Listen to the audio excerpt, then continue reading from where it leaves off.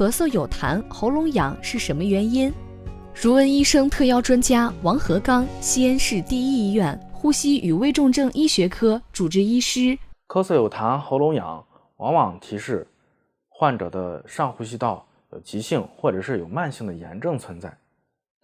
急性的炎症往往就像上呼吸道感染以及急性咽喉炎这一类的疾病，慢性的炎症往往就是像慢性咽喉炎这一类的疾病。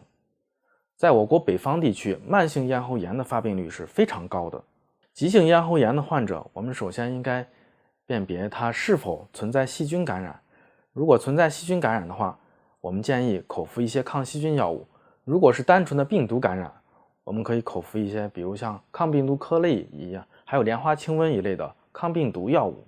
如果是慢性咽喉炎的话，我们建议主要是像淡盐水漱口以及使用一些含片来控制症状，不建议长期口服抗生素治疗。